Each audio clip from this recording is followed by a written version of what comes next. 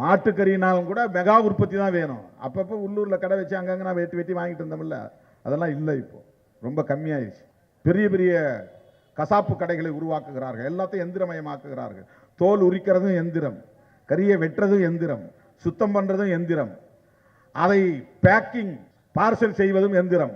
அதை வெளிநாட்டுக்கு அனுப்புவோம். அந்த தொழிலில் நிறைய பார்ப்பனர்களை செய்கிறார்கள். இங்கே வந்து பசுவதை கூடாதுன்னு போராட்டம் நடத்துகிறான். வெளிநாடுகளுக்கு மாட்டுக்கறி ஏற்றுமதி நடத்துவதில் முன்னணியில் இருக்கிறான். இப்ப மாட்டுக்கறியிலிருந்து மீன் உற்பத்தி ஆகிறதே இங்கே நம்முடைய மீனவர்கள் எல்லாம் பிடித்து வருகிறார்களே, இதில் முதல் தரமான மீன் அனைத்தும் 100 விழுக்காடு ஏற்றுமதி ஆகிறது. தரமான மீன்கள் நமக்கு கிடைப்பதில்லை. இறால் மீன் எல்லாம் ரொம்ப சின்ன சின்ன சின்ன குட்டி குட்டியா இருக்கிற இறால் தான் நம்ம பார்த்துருக்கிறோம். பெரிய பெரிய இறால், ஒரு இறாலே ஒரு ஆள் சாப்பிட்டா வயிறு நிரம்பிடும். அந்த மாதிரியான இறாலாம் ராட்சத இறால்கள்லாம் இருக்கு. இந்த இறால்கள் என்றைக்காவது நம்ம பார்த்துருக்கிறோமா? நம்ம சமைச்சிருக்கிறோமா வீட்டில்? பெரிய பெரிய ராட்சத இறால்கள். உலகத்தில் அதிகம் மீன் ஏற்றுமதி செய்யக்கூடிய நாடு இந்தியா. ஏன்னா 2 பக்கம் இந்தியாவை சுற்றி 2 பக்கம் கோஸ்டல், மேற்கு கடற்கரை கிழக்கு கடற்கரை. இந்தியா ஒரு தீபகற்பம், கடலோரம் நிறைய மக்கள் வசிக்கிறார்கள். மீன் உற்பத்தி, அதற்குள்ளே இன்னைக்கு மீனவர்களை தாண்டி மற்றவர்கள் உள்ளே நுழைஞ்சிட்டோம். படகு, சிறு சிறு எந்திர மீன் பிடிப்பு படகுகளை எல்லாம் இன்றைக்கு அவர்கள் உற்பத்தி செய்கிறார்கள். ஆழ்கடலில் போய் மீன் பிடிக்கிறார்கள்.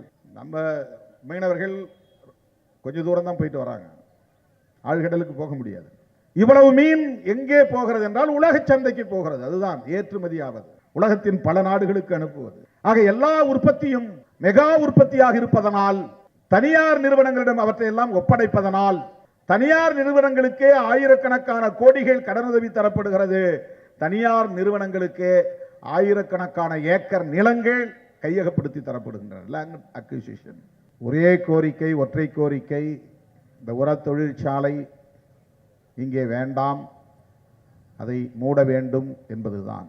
எனக்கு முன்னர் பேசிய தோழர்கள் மிக ஆழமாக பேசினார்கள், விவரமாக பல தரவுகளை நம் முன்னால் எடுத்து வைத்தார்கள்.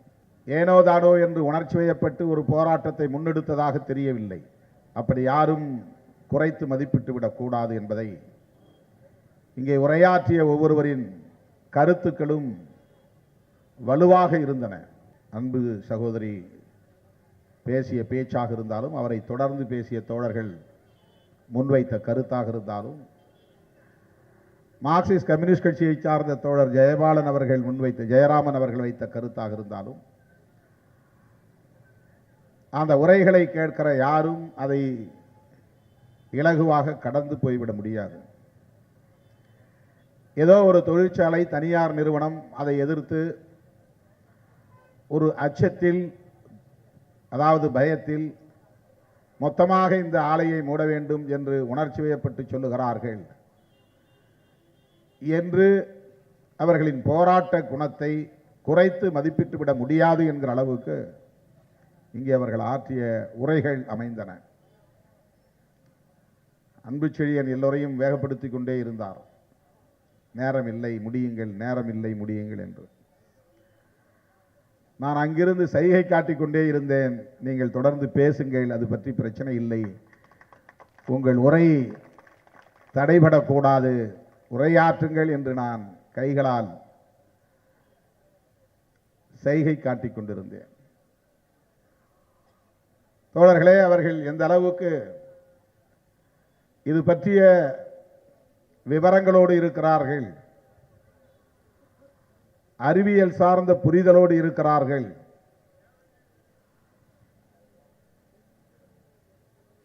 எப்படி இந்த போராட்டத்தை அவர்கள் கட்டமைத்து முன்னெடுத்து வருகிறார்கள்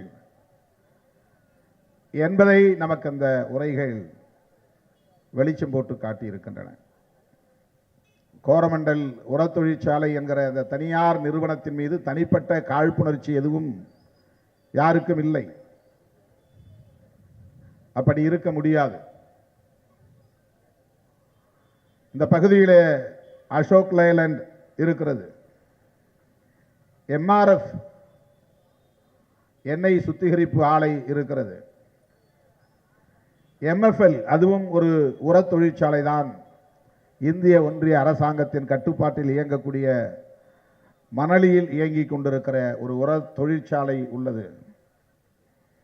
CPCL அதுவும் எண்ணெய் சுத்திகரிப்பு ஆலைதான். Petroleum chemicals. என்ஃபீல்டு கம்பெனி இருக்கிறது, கார்போரண்டம் என்கிற கம்பெனி இருக்கிறது, எண்ணூர் தெர்மல் இருக்கிறது, கோரமண்டலும் இருக்கிறது. இன்னும் பல கணக்கில் அடங்காத நிறுவனங்களும் இயங்கிக் கொண்டிருக்கின்றன. ஜெயராமன் அவர்கள் பேசுகிற போது ஒன்றை சொன்னார். வட சென்னை முழுவதும், குறிப்பாக எண்ணூர், திருவொற்றியூர் பகுதிகள் முழுவதும் கெமிக்கல் நிறுவனங்களாக இருக்கின்றன, வேதி தொழிற்சாலைகளாக இருக்கின்றன. தென் சென்னை முழுவதும்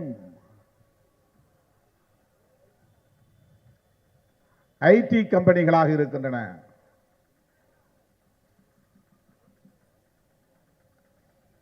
இது ஏன்? இந்த ஓரவஞ்சனை ஏன்? இது மாற்றப்பட வேண்டும். இங்கே வேலை செய்யக்கூடியவர்கள் யாரும் இங்கேயே குடும்பத்தோடு தங்குவதில்லை. அவர்களுக்கு தெரியும் இங்கே நல்ல குடிநீர் இல்லை, நல்ல தூய்மையான காற்று இல்லை. ஆகவே தங்குவதற்கு தென் சென்னை, சம்பாதிப்பதற்கு வட சென்னை என்று வந்துவிட்டு திரும்பி போகிறவர்களாக இருக்கிறார்கள்.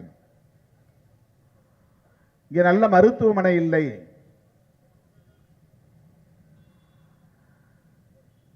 நல்ல கல்வி நிலையங்கள், கல்லூரிகள் இல்லை. மருத்துவ கல்லூரிகளோ அல்லது இதர கலை அறிவியல் கல்லூரிகளோ நல்ல கல்லூரிகள் இல்லை. தொழில் கல்விக்கான கல்வி நிறுவனங்களோ ஏதும் இல்லை. கழிவுகளுக்கான வேதி நிறுவனங்கள் மட்டும்தான் இங்கே நிறைந்திருக்கின்றன என்கிற யதார்த்தமான உண்மையை, நடைமுறை உண்மையை எடுத்துரைத்தார்.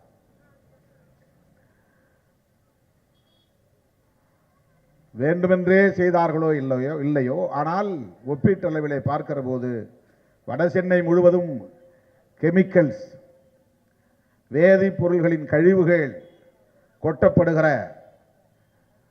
கம்பெனிகளாக, நிறுவனங்களாக இருக்கின்றன.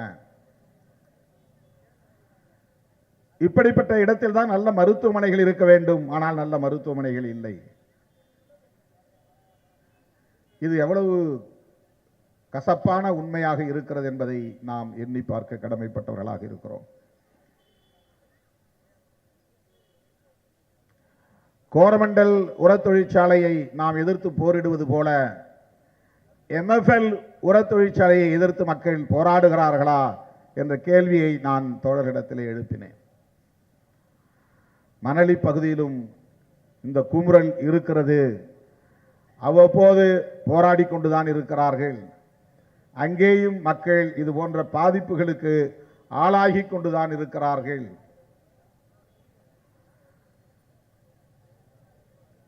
இன்றைக்கு இங்கே அமோனியா வாயு செல்லக்கூடிய குழாய் வெடித்ததன் அடிப்படையிலே இந்த போராட்டம் சூடுபிடித்திருக்கிறது,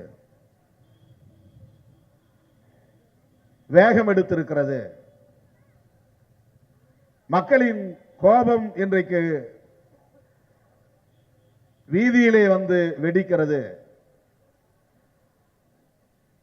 ஆகவே இங்கே போராடுகிறோம், அங்கே போராடவில்லை என்ற பார்வை தேவையில்லை.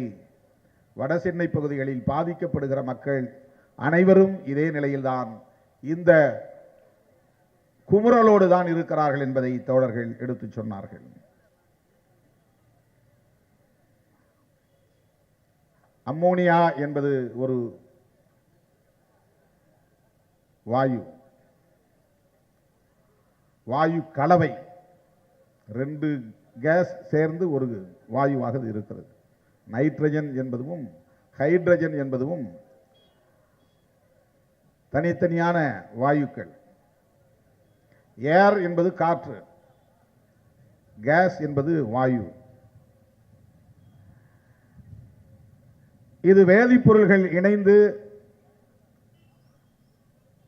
உற்பத்தியாகக்கூடியவை. அழுகும் தாவரங்களிலிருந்து அம்மோனியா உற்பத்தியாகும்.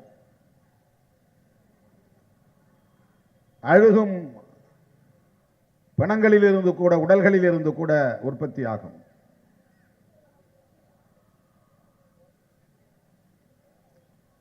நைட்ரஜன் என்பது தனியான ஒரு வாயு, ஹைட்ரஜன் என்பது தனியான ஒரு வாயு.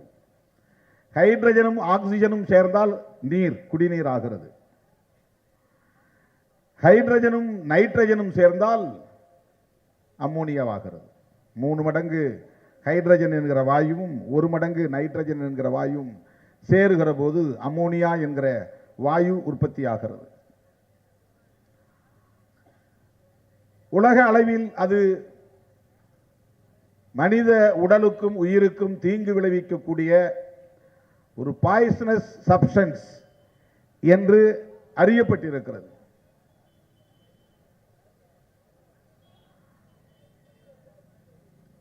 உரம், யூரியா போன்ற உரங்களை தயாரிப்பதற்கு நைட்ரஜன் தேவைப்படுகிறது. நைட்ரஜன் என்பது தாவரங்களுக்கு மிக முக்கியமான உயிர் சத்து. ஆகவே நைட்ரஜன் கலந்த யூரியாவை தயாரிக்கிற ஒரு தொழிற்சாலை தான் இந்த தொழிற்சாலை. இப்போது ஆர்கானிக் உற்பத்தி என்று சொல்லப்படக்கூடிய வகையில் தானியங்கள் எல்லாம் உரம் இல்லாமல் பழங்காலத்தில் சாணம் பயன்படுத்தப்பட்டதைப் போல, எரு பயன்படுத்தப்பட்டதைப் போல இப்போது மீண்டும் பழங்கால வாழ்வுக்கு மக்கள் திரும்புகிறார்கள். நிறைய கடைகளில் பார்த்தீங்கன்னா ஆர்கானிக் வெஜிடபிள்ஸ், ஆர்கானிக் ரைஸ் என்று சொல்வார்கள்.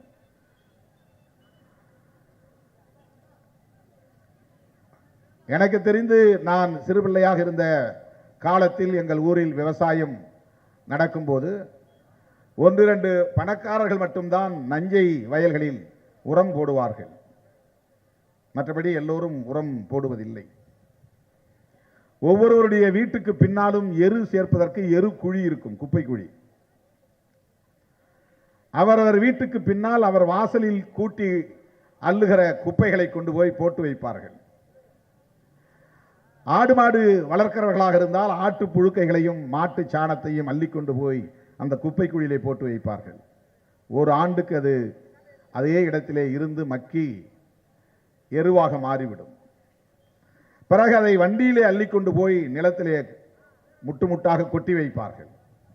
1/2 ஏக்கரோ 1 ஏக்கரோ பயிர் வைக்கக்கூடிய இடங்களில் மாட்டு வண்டியிலே அள்ளிக்கொண்டு போய் முட்டு முட்டாக கொட்டி வைப்பார்கள். விவசாயத்திற்கான மழை பொழிந்தவுடன் அந்த எருவையெல்லாம் ஒரு வெட்டி கூடையிலே அள்ளி தலைக்கு மேலே தூக்கி பிடித்து சுற்றுவார்கள். அந்த எரு நிலம் முழுக்க பரப்பப்படும். அதன் பிறகு ஏரோட்டி மண்ணிலே எருவை கலக்கச் செய்வார்கள். அவ்வாறு ஏரோட்டிய பிறகுதான் விதையோ பயிரோ நடுவது. அந்த எருதான் பயிருக்கு உரமாக இருந்தது. நல்ல விளைச்சல் தரும். மாட்டு சாணம், ஆட்டு புழுக்கை, வீட்டு குப்பைகள், காய்கறியிலிருந்து வெட்டி போடக்கூடிய கழிவுகள், தழைகள், சருகுகள், இவையெல்லாம் ஒரே இடத்தில் போட்டு வைக்கிற போது 1 வருடத்திற்குள்ளாக அவையெல்லாம் மக்கி மாவாக மாறிவிடும், நல்ல உரமாக மாறிவிடும். பசுமை புரட்சி என்கிற பெயரால் நாடு முழுவதும் உரம் தயாரித்து உரத்தை அரசாங்கமே மானியத்தில் கொடுத்து, அவனுக்கு தேவை கருப்பம் சாறு, கரும்பு தேவை, கரும்பை உற்பத்தி செய், உனக்கு கருப்பம்புல் இலவசமாக தருகிறேன் போடுவதற்கு, உரமும் இலவசமாக தருகிறேன் பயன்படுத்துவதற்கு. நல்ல விளைச்சலுக்கு பின்னர் இந்த கம்பெனியோடு நீ அக்ரிமெண்ட் போட்டுக்கொண்டு கொண்டு வந்து வெட்டி கொண்டு வந்து கொடுத்து விட்டு போ. சுகர் மில் உருவான உடனே சுகர் மில்லுக்கு, சர்க்கரை ஆலைக்கு தேவையான உற்பத்தி விவசாயத்திலே திணிக்கப்பட்டது. மக்காச்சோளம் தேவை என்றால் மக்காச்சோளத்தை விவசாயம் செய்ய சொல்லி மக்களிடத்திலே திணிக்கிறார்கள். மக்கள் தாம் விரும்பிய விவசாயத்தை ஒரு காலத்தில் செய்து கொண்டிருந்தார்கள். அப்போது உள்ளூர் சந்தைகள் மட்டும்தான் இருந்தன. கிராமங்களிலே சந்தைகள் இருக்கும். 10 கிராமங்களில் விளைந்த அனைத்தும் ஒரு வாரம் சந்தையிலே புதன்கிழமையோ ஞாயிற்றுக்கிழமையோ சந்தை போடுவார்கள். கீரையில் இருந்து காய்கறியில் இருந்து அத்தனை விளைச்சலும் கொண்டு வந்து அங்கே வைப்பார்கள். மக்கள் வாங்கி கொண்டு போவார்கள். உள்ளூர் சந்தை தேவைப்படுகிற உள்ளூர் சந்தைக்கு தேவைப்படுகிற தானியங்களையோ காய்கறிகளையோ பயறு வகைகளையோ வேர்க்கடலையோ மக்கள் தயாரிக்கிற போது உரம் தேவைப்படவில்லை. உலக சந்தைக்கு தேவைப்படுகிறது. டன் கணக்கிலே அவனுக்கு தேவைப்படுகிறது கோதுமை, மெட்ரிக் டன் கணக்கிலே தேவைப்படுகிறது அரிசி, மக்காச்சோளம். பெரிய பெரிய நிறுவனங்களை உருவாக்கிவிட்டார்கள் உணவுப் பொருள் தயாரிப்பதற்கு, மாவு தயாரிப்பதற்கு. அந்த நிறுவனங்களுக்கு தேவைப்படுகிற காரணத்தினால் மெகா உற்பத்தி தேவைப்படுகிறது. உலக சந்தைக்கான உற்பத்தி தேவைப்படுகிறது. உள்ளூர் சந்தைக்கான உற்பத்தி, வீட்டுக்கு தேவையான உற்பத்தி இல்லை. நான் நிறைய மேடைகளில் அப்போதெல்லாம் சொல்லி இருக்கிறேன். நாங்கள் சின்ன பிள்ளையாக இருக்கிற போது வேர்க்கடலை பிடுங்குவதற்கு போவோம். மழை காலத்திலே கொடிக்கடலை என்று சொல்லுவார்கள். கொடிக்கடலையை கொக்கி போட்டு பிடுங்கி போட்டு வைத்திருப்பார்கள். மழை பெய்த பிறகு அந்த செடியில் இருக்கிற மண்ணெல்லாம் கீழே உதிர்ந்து விடும். அந்த வேர்க்கடலை வெள்ளை வெளியேர் என்று அந்த பச்சை கொடியிலே இருக்கும். அப்படி எடுத்து பார்த்தால் கொத்து கொத்தாக இருக்கும் காய். அதை உட்கார்ந்து முட்டு முட்டாக கொண்டு வந்து போட்டு உட்கார்ந்து கடலையை ஆய்கிற வேலையை பெண்கள், இளைஞர்கள், சிறுவர்கள் செய்வார்கள். அந்த வேர்க்கடையை எவ்வளவு தின்றாலும் உடம்புக்கு எதுவும் ஆகாது. பால் வடியும், வாயின் இருபுறமும் பால் வடியும். இந்த பச்சை கடலை வேர்க்கடலையை தின்னுகிற போது பால் வடியும். அந்த வேர்க்கடலை இன்றைக்கு கிடையவே கிடையாது. எங்கு தேடினாலும் அது கிடைக்காது. ஏனென்றால் வேர்க்கடலை மக்களுக்கான உற்பத்தியாக இல்லாமல் உலக சந்தைக்கான உற்பத்தி. கடலை எண்ணெய் தேவைப்படுகிறது, கடலை பின்னாக்கு தேவைப்படுகிறது. வேர்க்கடலையிலிருந்து உணவுப் பொருள் தயாரிப்பதற்கான தேவை உருவாகி இருக்கிறது. இதை மக்கள் தின்றுவிட்டால் அவன் எதிர்பார்க்கிற விளைச்சல் கிடைக்கவில்லை. எனவே மக்கள் தின்ன முடியாத அளவுக்கான ஹைபிரிட் கலப்பின வேர்க்கடலையை கொண்டு வந்து விட்டான். இப்ப இருக்கிற வேர்க்கடலையை 10 கல்ல தின்னா கூட உங்களுக்கு மயக்கம் வந்துடும், வயிற்ற புரட்டும். பச்சைக்கல்ல தின்ன முடியாது. வறுத்த கடலை கூட நிறைய சாப்பிட முடியாது. அவிச்ச கடலையா இருந்தா கூட கொஞ்சம் தான் சாப்பிட முடியும். வேர்க்கடலை என்பது தின்பண்டமாக இருந்த நிலை மாறி எண்ணெய் வித்துக்காக மட்டுமே உற்பத்தி செய்யக்கூடிய நிலை. ஆகவே உலக சந்தைக்கு பெரிய பெரிய நிறுவனங்களின் தேவைக்கு உற்பத்தி செய்ய வேண்டிய கட்டாயம் எழுகிற போது உனக்கு உரம் தேவைப்படுகிறது. ஒரு ஏக்கருக்கு இத்தனை டன் நெல் தேவைப்படுகிறது, ஒரு ஏக்கருக்கு இத்தனை டன் மக்காச்சோளம் உற்பத்தியாக வேண்டும், ஒரு ஏக்கருக்கு இத்தனை டன் கரும்பு உற்பத்தியாக வேண்டும் என்று அவன் தீர்மானிக்கிறான். அப்படி இருந்தால்தான் அந்த சுகர் மில், சர்க்கரை ஆலையை அவன் மிகப்பெரிய அளவிலே கோடி கணக்கிலே பணத்தை போட்டு இன்வெஸ்ட் பண்றான். ஏக்கர் கணக்கிலே நிலத்தை பிடிக்கிறான், நிறைய கட்டிடங்களை கட்டுகிறான், நிறைய எந்திரங்களை கொண்டு வந்து வைக்கிறான். அதற்கு நிறைய மின்சாரம் தேவைப்படுகிறது, நிறைய ஆட்கள் தேவைப்படுகிறது, நிறைய அதிகாரிகள் தேவைப்படுகிறார்கள். ஆட்களுக்கு அதிகாரிகளுக்கு சம்பளம் தர வேண்டும், அந்த எந்திரங்களை மெயின்டெனன்ஸ் பராமரிக்க வேண்டும். அந்த ஆலை முழுவதும் ஒளி வெள்ளத்தில் எப்போதும் மூழ்க வேண்டும், இருட்டா இருக்கக்கூடாது. இப்ப மின்சாரம் தேவைப்படுகிறது, அந்த பகுதியிலே குடிநீர் தேவைப்படுகிறது, இதர தேவைகளுக்காகவும் நீர் தேவைப்படுகிறது. பெரிய பெரிய ராட்சத போர்வெல் போட்டாக வேண்டும். ஒரு கம்பெனி இருக்கிற இடத்துல வாட்டருக்கு ராட்சத போர்வெல் போட்டாகணும். ஒரு கம்பெனி இருக்கிற இடத்துல தனியே அவன் தெர்மல் பிளான்ட் போட்டாகணும், இல்லைன்னா ஜென்செட் வச்சாகணும். இல்லைன்னா அரசாங்கம் அவனுக்கு சலுகை விலையிலே மின்சாரம் தர வேண்டும், மிக குறைந்த கட்டணத்திலே. பல கம்பெனிகளுக்கு இலவசமாகவே மின்சாரம் தருகிறான், கட்டணமே இல்லாமல் தருகிறான். ஏராளம் மின்சாரம் தேவைப்படுகிறது. இவ்வளவையும் அவன் சரி செய்ய வேண்டுமானால் அவனுக்கு தேவையான விளைச்சல் வர வேண்டும், உற்பத்தியாக வேண்டும். உற்பத்தியில் இருந்து உலக சந்தையிலே அவனுக்கு அது விற்பனையாக வேண்டும், அதிலிருந்து அவனுக்கு லாபம் கிடைக்க வேண்டும். இல்லைன்னா அவனுக்கு அந்த தொழில் அவன் செய்ய முடியாது. இப்படி மெகா நிறுவனங்களை உருவாக்குவதற்கென்று உலக வங்கிகள், இன்டர்நேஷனல் மானிட்டரி ஃபண்ட், IMF போன்ற நிதி நிறுவனங்கள், வேர்ல்டு பேங்க் போன்ற உலக வங்கிகள், இன்னும் பல தேசிய வங்கிகள் என் புள்ள படிக்கணும், ஸ்காலர்ஷிப் கொடு, கடன் கொடுனா கொடுக்க மாட்டான். ஒரு பெட்டி கடை திறக்கணும், ஒரு 50,000 கடன் கொடுனா கொடுக்க மாட்டான். அதுக்கு நிறைய நீ கொலாட்ரல் கொண்டு வா, நீ எப்படி திருப்பி தருவ, 50,000 திருப்பி தருவியான்னு கேள்வி 1000 கேள்வி கேட்டுப்பான், திருப்பி அனுப்பிச்சிருவான். 1 லட்சமோ 2 லட்சமோ கூட வாங்க முடியாது. ஆனால் கோடிக்கணக்கான ரூபாய், நூற்றுக்கணக்கான கோடிகள், 500 கோடி, 1000 கோடி, 2000 கோடி, 4000 கோடி, 5000 கோடி என்று ஒரு தனியார் நிறுவனத்திற்கு வங்கிகள் கடனுதவி அளிக்கின்றன. ஏன்னா அவனுக்கு தேவை மெகா நிறுவனங்கள், மெகா உற்பத்தி, அவை அனைத்தும் உலக சந்தைக்கான தேவை. உலக சந்தைன்னா என்னன்னா, நாடு விட்டு நாடு அவன் அனுப்பணும், அதான் உலக சந்தை. மாட்டுக்கறினாலும் கூட மெகா உற்பத்தி தான் வேணும். அப்பப்போ உள்ளூரில் கடை வச்சு அங்கங்கே நான் வெட்டி வெட்டி வாங்கிட்டு இருந்தோம்ல, அதெல்லாம் இல்லை, இப்போ ரொம்ப கம்மியாயிடுச்சு. பெரிய பெரிய கசாப்பு கடைகளை உருவாக்குகிறார்கள், எல்லாத்தையும் எந்திரமயமாக்குகிறார்கள்.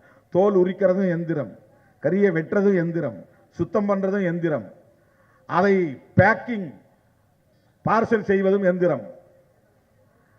அதை வெளிநாட்டுக்கு அனுப்புவோம். அந்த தொழிலை நிறைய பார்ப்பனர்களை செய்கிறார்கள். இங்கே வந்து பசுவதை கூடாதுன்னு போராட்டம் நடத்துகிறான். வெளிநாடுகளுக்கு மாட்டுக்கறி ஏற்றுமதி நடத்துவதில் முன்னணியில் இருக்கிறான். இப்ப மாட்டுக்கறியிலிருந்து மீன் உற்பத்தி ஆகிறதே இங்கே நம்முடைய மீனவர்கள் எல்லாம் பிடித்து வருகிறார்களே, இதில் முதல் தரமான மீன் அனைத்தும் 100 விழுக்காடு ஏற்றுமதி ஆகிறது. தரமான மீன்கள் நமக்கு கிடைப்பதில்லை. இறால் மீன் எல்லாம் ரொம்ப சின்ன சின்ன சின்ன குட்டி குட்டியா இருக்கிற இறால் தான் நம்ம பார்த்துருக்கிறோம். பெரிய பெரிய இறால், ஒரு இறாலே ஒரு ஆள் சாப்பிட்டா வயிறு நிரம்பிடும். அந்த மாதிரியான இறாலாம், ராட்சத இறால்கள்லாம் இருக்கு. இந்த இறால்கள் என்றைக்காவது நம்ம பார்த்துருக்கிறோமா? நம்ம சமைச்சிருக்கிறோமா வீட்டில்? பெரிய பெரிய ராட்சத இறால்கள். உலகத்தில் அதிகம் மீன் ஏற்றுமதி செய்யக்கூடிய நாடு இந்தியா. ஏன்னா 2 பக்கம் இந்தியாவை சுற்றி 2 பக்கம் கோஸ்டல், மேற்கு கடற்கரை, கிழக்கு கடற்கரை. இந்தியா ஒரு தீபகற்பம், கடலோரம் நிறைய மக்கள் வசிக்கிறார்கள். மீன் உற்பத்தி, அதற்குள்ளே இன்னைக்கு மீனவர்களை தாண்டி மற்றவர்கள் உள்ளே நுழைஞ்சிட்டோம். படகு, சிறு சிறு எந்திர மீன் பிடிப்பு படகுகளை எல்லாம் இன்றைக்கு அவர்கள் உற்பத்தி செய்கிறார்கள். ஆழ்கடலில் போய் மீன் பிடிக்கிறார்கள். நம்ம மீனவர்கள் கொஞ்சம் தூரம் தான் போயிட்டு வராங்க, ஆழ்கடலுக்கு போக முடியாது. இவ்வளவு மீன் எங்கே போகிறது என்றால் உலக சந்தைக்கு போகிறது. அதுதான் ஏற்றுமதி ஆவது, உலகத்தின் பல நாடுகளுக்கு அனுப்புவது. ஆக எல்லா உற்பத்தியும் மெகா உற்பத்தியாக இருப்பதனால், தனியார் நிறுவனங்களிடம் அவற்றை எல்லாம் ஒப்படைப்பதனால், தனியார் நிறுவனங்களுக்கே ஆயிரக்கணக்கான கோடிகள் கடனுதவி தரப்படுகிறது. தனியார் நிறுவனங்களுக்கு ஆயிரக்கணக்கான ஏக்கர் நிலங்கள் கையகப்படுத்தி தரப்படுகின்றன. லேண்ட் அக்விசிஷன், லேண்டை எப்படி பிடிச்சு கொடுக்குறாங்க. ஒரு கம்பெனி உருவாக்கணும்னா அவனுக்கு குறைஞ்சது 500 ஏக்கர் தேவைப்படுது. 100 ஏக்கருக்கு கீழே எந்த கம்பெனி இருக்காது. நம்மால 1 சென்ட் இடம் வாங்க முடியல, புறம்போக்கு இடத்துல போய் ஒரு குடிசை போட முடியல. பட்டா இடங்களை கொஞ்சம் விலைக்கு வாங்கிடுவான், அரசாங்கத்தினுடைய நிலங்கள் முழுக்க கையகப்படுத்திடுவான். அதுக்குள்ள ஏகப்பட்ட நீர்நிலைகள் இருக்கும், சின்ன சின்ன குட்டைகள் இருக்கும், ஏரிகள் இருக்கும், குளங்கள் இருக்கும், எல்லாவற்றையும் தூர்த்து விடுவார்கள். காம்பவுண்ட் வால் போட்டுருவான், 500 ஏக்கருக்கு சேர்த்து காம்பவுண்ட் வால் போட்டுருவான். இவ்வளவு நிலங்களையும் மிக குறைந்த விலையிலே அரசாங்கங்கள் இந்த தனியார் நிறுவனங்களுக்கு கையகப்படுத்தி தருகின்றன. உற்பத்தியாகிற மின்சாரத்தில் பெரும்பகுதி இந்த தனியார் நிறுவனங்களுக்கு குறைந்த கட்டணத்திலோ இலவசமாகவோ அளிக்கப்படுகிறது. நம்ம வீட்டில் வந்து மின் கட்டணம் கட்டலனா வந்து பிளக் பிடிக்கிட்டு போயிடுவாங்க. அவங்கெல்லாம் நிறைய பெண்டிங் வச்சிருப்பாங்க, கட்டாமலே வச்சிருப்பாங்க. இப்ப நம்ம தரப்புல நாம் சில கோரிக்கைகளை வைத்திருக்கிறோம். இந்த அம்மோனியா பைப் வெடித்ததன் மூலம் கண்ணெரிச்சல் வந்தது, சுவாசிக்க முடியவில்லை, சுவாச குழாய்கள் எரிச்சலுக்கு உள்ளாகியது. 30-33 கிராமங்களை சார்ந்த மக்கள் உடனே சில மணி நேரங்களில் இங்கிருந்து உயிரை பாதுகாத்துக் கொண்டால் போதும் என்று அலறி அடித்துக் கொண்டு அகதிகளைப் போல வெளியே ஓட நேர்ந்தது. இது எங்களுக்கு இயற்கை கொடுத்திருக்கிற எச்சரிக்கை மணி, ஒரு அபாய மணி. தலைக்கு வந்தது தலைப்பாகையோடு போனது என்பார்களே, அப்படி இந்த ஆபத்து எங்களை எச்சரிக்கையாக இருங்கள் என்று வந்து எச்சரித்து விட்டு போயிருப்பதாக கருதுகிறோம். எனவே இந்த உர தொழிற்சாலை இங்கே இருக்கக்கூடாது. நுரையீரல் பாதிக்கப்படும், கண் பார்வை பறிபோகும், புற்றுநோய் உருவாகும், எலும்புகள் பாதிக்கப்படும், பற்கள் பாதிக்கப்படும். அம்மோனியாவை சுவாசிப்பதனால் இவ்வளவு பாதிப்புகள் நேரும். இவ்வளவு விவரம் தெரிந்த பிறகு நாங்கள் இப்படியே விட்டுவிட்டு போனால் எங்கள் எதிர்கால சந்ததியினருக்கு நாங்கள் துரோகம் செய்ததாக ஆகிவிடும். எங்கள் முன்னோர் அதை அறியாமல் இருந்திருக்கலாம். அந்த அளவுக்கு அன்றைக்கு அறிவியல் விழிப்புணர்ச்சி ஏற்படாமல் இருந்திருக்கலாம். சுற்றுச்சூழலை பற்றி தெரியாமல் இருந்திருக்கலாம். அமோனியா வாயுவை பற்றி அறியாமல் இருந்திருக்கலாம். அதனால் ஏற்படவிருக்கிற பாதிப்புகளை பற்றி விவாதிக்காமல் இருந்திருக்கலாம். யாரும் சொல்லாமல் இருந்திருக்கலாம். ஆகவே அவர்கள் அமைதி காத்திருக்க கூடும்.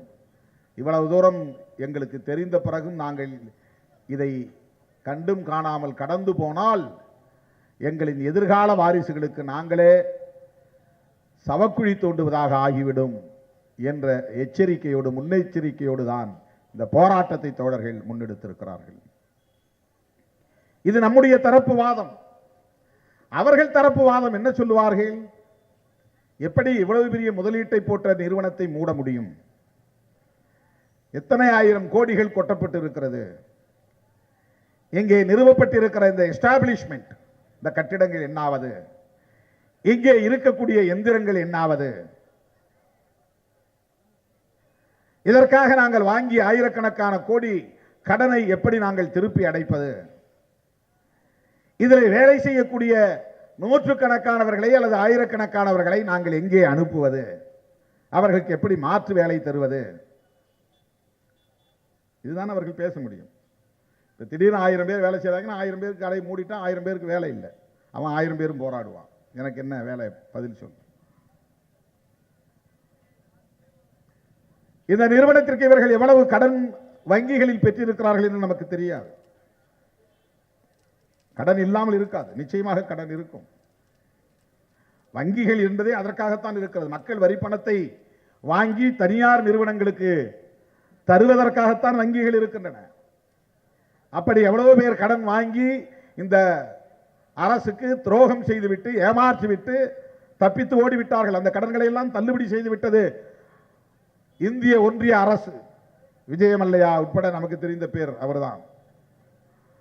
அவர் கிங்ஃபிஷர் ஒரு ஏர் சர்வீஸ் வச்சிருந்தார். அப்படி பல பேர் 40-50 பேருக்கு மேல் 100 கோடியிலிருந்து பல 1000 கோடி வரையில் இந்த அரசுக்கு அல்லது வங்கிகளுக்கு செலுத்த வேண்டிய கடனை தராமல் போய்விட்டார்கள். அரசாங்கம் வாரா கடன் என்று தள்ளுபடி செய்கிறது. எவ்வளவு பெரிய அயோக்கியத்தனம் இது! வாரா கடன் என்று எப்படி மக்களுடைய பணத்தை, வரி பணத்தை ஒருவன் வாங்கி அவன் சொத்துக்களை சேர்த்து, அவன் 10 தலைமுறைக்கு உரிய சொத்துக்களை சேர்த்து வெளிநாடுகளில் போய் தஞ்சம் புகுந்து சொகுசாக வாழ்ந்து கொண்டிருப்பான். மக்கள் வரி பணத்தை வாரா கடன்கள் என்று எப்படி தள்ளுபடி செய்ய முடியும்? அதுதான் அரசு. அப்படித்தான் இங்கே எல்லாம் இயங்கிக் கொண்டிருக்கிறது. ஆகவே கோரமண்டல் உர தொழிற்சாலையை நிறுவுவதற்கு, நடத்துவதற்கு பிரமாண்டமாக ராட்சத டேங்க் கட்டி இருக்கிறார்களே, அதை கட்டுவதற்கு, அதிலே அம்மோனியா வாயுவை கொண்டு வந்து நிரப்புவதற்கு, அதை கப்பலிலே கொண்டு வந்து சேர்ப்பதற்கு, அதையெல்லாம் பராமரிப்பதற்கு இவர்களுக்கு கோடிக்கணக்கிலே செலவாகும். இல்லை என்று சொல்லவில்லை. ஒரு மாதம் பல கோடி ரூபாய் சம்பளமே ஆகும். பல கோடி ரூபாய் மெயின்டெனன்ஸ் ஆகும். பல கோடி ரூபாய் வட்டி கட்ட வேண்டிய நிலை இருக்கலாம். பல கோடி ரூபாய் கடனை திருப்பி செலுத்த வேண்டிய நிலை இருக்கலாம். 1000க்கும் மேற்பட்ட தொழிலாளர்களுக்கு பதில் சொல்ல வேண்டுமே என்கிற நெருக்கடி இருக்கலாம். எல்லாம் நமக்கு தெரியும். ஆனால் உங்களுக்கு ஏற்படவிருக்கிற அந்த நட்டத்தை விட ஆயிரக்கணக்கான மக்களின் உயிர் முக்கியமா இல்லையா என்பதுதான் கேள்வி.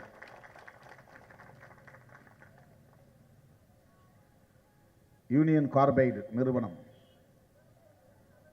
எவ்வளவு பெரிய பாதிப்பை ஏற்படுத்தியது? ஒரே நாளில் எவ்வளவு பேர் உயிரிழக்க நேர்ந்தது?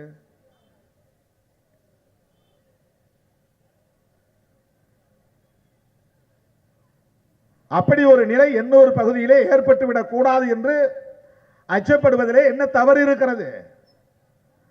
அந்த அச்சம் வெறும் போபியா அல்ல, வெறும் கற்பனையால் வரக்கூடிய பயம் இல்லை.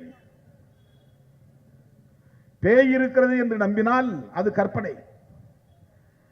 பிசாசு இருக்கிறது என்னை அடித்துவிடும், முனி இருக்கிறது என்னை அடித்துவிடும் என்று பயந்தால் அது கற்பனையால் வருகிற பயம். அமோனியா வாயு கசிந்தால் உயிர் போய்விடும் என்று அஞ்சுவது கற்பனையால் வருகிற பயம் அல்ல, அறிவியல் சார்ந்த உண்மையில் இருந்து வருகிற பயம். இதை எப்படி நாம் இலகுவாக கடந்து விட முடியும்? இல்ல அவங்க ரொம்ப பயப்படுறாங்க, அப்படிலாம் ஒன்றும் நடக்காது, இப்போ பயத்தில் அப்படி சொல்றாங்க அப்படின்னு அவங்க சொல்லக்கூடும். பொதுவாக இப்படித்தான் எல்லா நிறுவனங்களும் சொல்லுகிறார்கள். ஸ்டெர்லைட் ஆலையை எதிர்த்து மக்கள் அப்படித்தான் போராடினார்கள். ஸ்டெர்லைட் ஆலையை மூடுவதற்கு எத்தனை ஆண்டுகள் தொடர்ந்து அங்கே போராட வேண்டியிருந்தது என்பதை நமக்கு வரலாறு சொல்லுகிறது.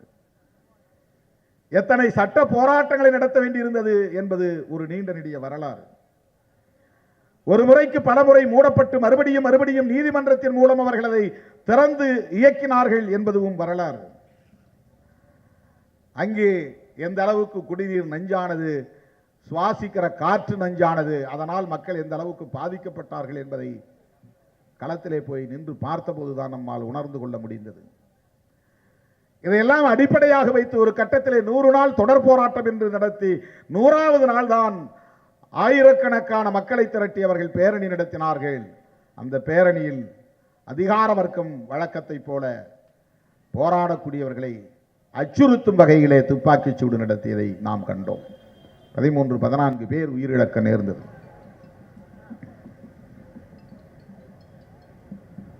அதன் பின்னர் தான் ஸ்டெர்லைட் ஆலையை மூட முடிந்தது. இது வரலாறு. அவ்வளவு எளிதானது அல்ல இந்த கோரிக்கை. கோரமண்டல் உர தொழிற்சாலையை உடனடியாக நாம் இந்த ஆர்ப்பாட்டம் நடத்தியவுடன் மூடிவிடுவார்கள் என்று கற்பனையிலே நாம் மிதக்க முடியாது.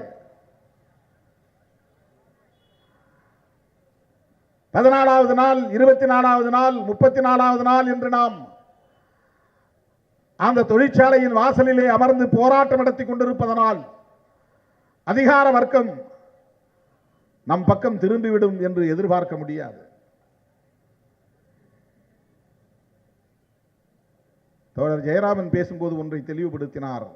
அரசியல் வர்க்கம் என்பது ஒன்று, அதிகார வர்க்கம் என்பது இன்னொன்று. அரசியல்வாதிகள் மக்களுக்கு பதில் சொல்ல கடமைப்பட்டவர்களாக இருக்கிறார்கள். அதனால் அவர்கள் ஒப்புக்காகவாவது மக்களோடு நிற்கிற தேவை கட்டாயம் நேருகிறது.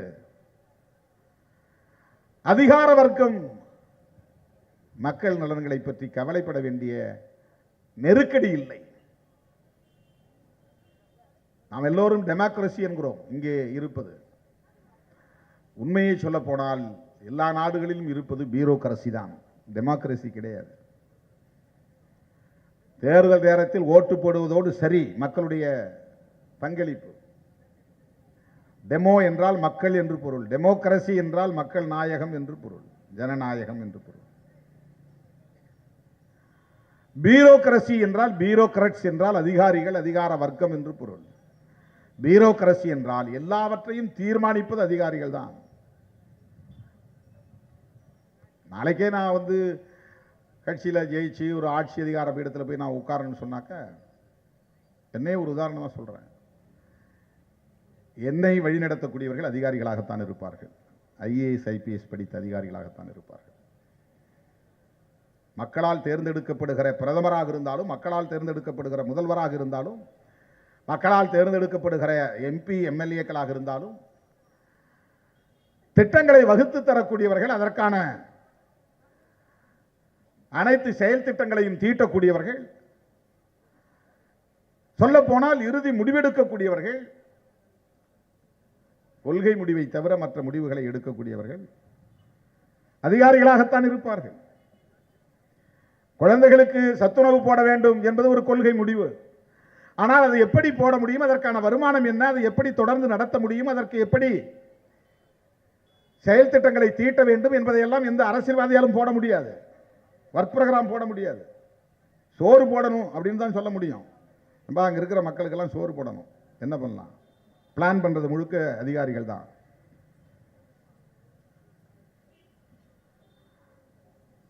பெண்களுக்கெல்லாம் 1000 ரூபாய் பணம் தரணும், அது கொள்கை முடிவு. பிளான் பண்றது அதிகாரிகள் தான். எப்படி கொடுக்க முடியுமா, கொடுக்க முடியாதா, எங்கிருந்து இந்த வருமானம் வரும், தொடர்ந்து கொடுக்க முடியுமா, கொடுக்க முடியாதா,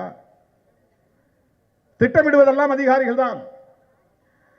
ஆகவே தனியார் நிறுவனங்களை கொண்டு வருவதாக இருந்தாலும், தனியார் நிறுவனங்களை வெற்றிகரமாக இயக்குவதாக இருந்தாலும், அவர்களுக்குரிய நிலங்களை கையகப்படுத்தி தருவதாக இருந்தாலும், அவர்களுக்கான கடனுதவிகளை வங்கிகளில் இருந்து பெற்றுத் தருவதாக இருந்தாலும், அவர்களுக்கு மின் இணைப்பு தருவதாக இருந்தாலும், அனைத்து முடிவுகளையும் அதிகாரிகள் தான் மேற்கொள்ளுகிறார்கள். அதிகார வர்க்கம் தான் செய்கிறது. அப்படிப்பட்ட அதிகார வர்க்கம் எப்போதும் மக்கள் போராட்டங்களை அவ்வளவு பெரிய ஒரு பிரச்சனையாக கவனத்தில் கொள்ளுவதில்லை. அரசியல்வாதிகள் தான் மக்கள் போராட்டங்களை கண்டு அஞ்சுவார்கள்.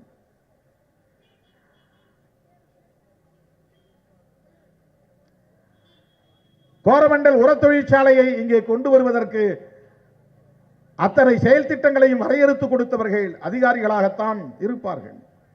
அந்த அதிகாரிகள் ஆமாம், இந்த மக்கள் போராடுவது சரிதான், அவர்களுக்கு எதிர்காலத்தில் பாதிப்பு நேரும், எனவே இந்த ஆலையை நாம் மூடலாம் அல்லது இந்த ஆலையை வேறு உற்பத்திக்கான தளமாக மாற்றிக்கொள்ளலாம், மக்களுக்கு பாதிப்பு ஏற்படாத உற்பத்தி ஏதேனும் செய்யலாம், வேண்டுமானால் மறுபடியும் சாக்லேட் தொழிற்சாலையை கொண்டு வரலாம் என்றெல்லாம் யாரும் ஆலோசனை சொல்ல மாட்டார்கள். எந்த அதிகாரியும் சொல்ல மாட்டார்கள். அதிகாரி சொல்லாமல் ஆட்சியாளர்கள் முடிவெடுக்க மாட்டார்கள். இது புரிந்து கொள்வதற்காக நான் சொல்லுகிறேன், குற்றம் சுமத்துவதற்காக அல்ல. யதார்த்தத்தை புரிந்து கொள்ள வேண்டும். எந்த லாப நட்ட கணக்கும் போடாமல் பேசுகிறவர்கள் தான் விடுதலை சிறுத்தைகள். ஏன்னா நிறைய தலைவர்கள் போராட்டம் நடத்துறது கூட ஏதாவது ஒரு கணக்கு பண்ணி தான் போராட்டம் நடத்துவாங்க. இந்த ஏரியாவில் நாளைக்கு எலெக்ஷன் நிற்க போறோம்னா அங்கே போய் கான்சென்ட்ரேட் பண்ணுவாங்க, அதுக்குரிய வேலைகள் அங்கே செய்வாங்க. எம்எல்ஏவுக்கு நிற்க போறேன்னா அந்த தொகுதியில் போய் கான்சென்ட்ரேட் பண்ணி என்னென்னலாம் அவங்க செய்யணும்னு நினைக்கிறானோ முதல்ல ஒரு 2 வருஷத்துக்கு முடிய ஆரம்பிச்சிருவான். அரிசியை கொண்டு போய் கொடுப்பான், பருப்பை கொண்டு போய் கொடுப்பான், என்னென்னவோ செய்வான். என்னடான்னா அவன் அவன் மைண்டுக்குள்ளே இருக்கும், எம்எல்ஏவுக்கு நிற்கணும், எம்பி நிற்கணும். விடுதலை சிறுத்தைகளுக்கு அந்த நோக்கம் ஒருபோதும் இருந்ததில்லை. பாதிக்கப்படுகிற இடம் எதுவாக இருந்தாலும், மக்கள் யாராக இருந்தாலும், அங்கே போய் மக்களோடு மக்களாக நின்று குரல் கொடுப்பதுதான், போராடுவதுதான் விடுதலை சிறுத்தைகளின் பண்பாடு. அன்றைக்கு நான் வந்தேன், பார்த்தேன். எண்ணெய் கசிவு நேர்ந்த போது நான் எங்கோ ஊர்களில் சுற்றி கொண்டே இருந்தேன், வந்து பார்க்க முடியவில்லை. இந்த மாதத்திலிருந்தே நீங்கள் கணக்கெடுத்துக் கொண்டால் 1ஆம் தேதி 2ஆம் தேதி கேரளாவிலே சுற்றுப்பயணத்தில் இருந்தேன். 3ஆம் தேதி சென்னையிலே நிறைய கட்சி நிகழ்ச்சிகள். 4ஆம் தேதி ஆர்ப்பாட்டம். EVM கூடாது, வெள்ள பாதிப்புக்கு தேசிய பேரிடாக அறிவிக்க வேண்டும் என்று தமிழ்நாடு முழுவதும் ஆர்ப்பாட்டம், சென்னையிலும் ஆர்ப்பாட்டம். அன்றைக்கு மாலையில் ஏராளமான நிகழ்ச்சிகள். 5ஆம் தேதி பெங்களூர் போனேன். 6ஆம் தேதி நிறைய நிகழ்ச்சிகள். 7ஆம் தேதி வாணியம்பாடி போய்விட்டு மறுபடியும் சென்னை வந்து விமானம் பிடித்து திருச்சிக்கு போய் அங்கே ஒரு மாநாட்டில் பேசிவிட்டு அன்று இரவே ட்ரெயினை பிடித்து இங்கே வந்து 8ஆம் தேதி வேலூருக்கு போய்விட்டு நள்ளிரவு இங்கே வந்து சேர்ந்து 9ஆம் தேதி உங்களோடு நிற்கிறேன்.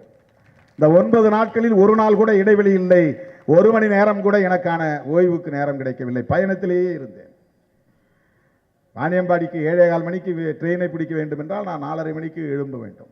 எழுந்து குளித்து விட்டு நான் ரயில்வே ஸ்டேஷனுக்கு வரணும். 3:30 மணி நேரம் பயணம். அங்கு 1 மணி நேரம் தான் நிகழ்ச்சி. மறுபடியும் ட்ரெயின் பிடித்து 3:30 மணி நேரம் பயணம். இங்கிருந்து வேகமாக விமான நிலையம் போய் 1 மணி நேரம் பயணம். அங்கே போய் நிகழ்ச்சி மேடையிலே 1 மணி நேரம். பொதுக்கூட்டம் 10 மணிக்கு முடிந்தது. 10:45க்கு ட்ரெயினை பிடித்து 3:30க்கு சென்னையிலே வந்து சேர்ந்தோம். கிட்டத்தட்ட 24 மணி நேரத்தில் 2 மணி நேரம் மேடையில் உட்கார்ந்தது தான். மிச்ச நேரம் 22 மணி நேரம் பயணத்திலேயே இருந்தேன். ஒரு உதாரணத்திற்கு சொல்லுகிறேன், புரிந்து கொள்வதற்காக சொல்லுகிறேன். எந்த எதிர்பார்ப்பும் இல்லை, எந்த லாப நட்ட கணக்கும் இல்லை. ஆகவே இன்றைக்கு இந்த ஆர்ப்பாட்டத்தில் நாங்கள் பங்கேற்கிறோம் என்று சொன்னால் மீனவ பெருங்குடி மக்களின் வாக்குகளை குறிவைத்தோ அல்லது சிறுபான்மை சமூகத்தினரின் வாக்குகளை குறிவைத்தோ அல்லது இந்த பகுதியில் இருக்கிற மக்களின் ஆதரவை குறிவைத்தோ நாங்கள் நடத்தவில்லை.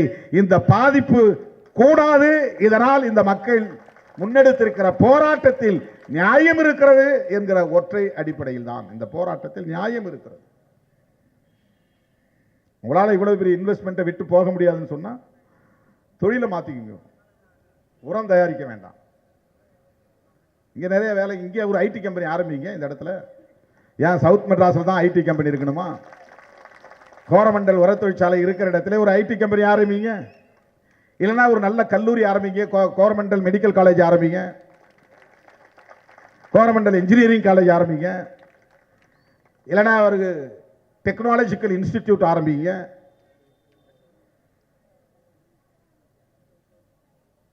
பக்கத்தில் ஸ்ரீஹரிகோட்டா இருக்குது, அதனால விண்வெளி அறிவியல் தொடர்பான இன்ஸ்டிடியூட் ஒன்று ஆரம்பிங்க.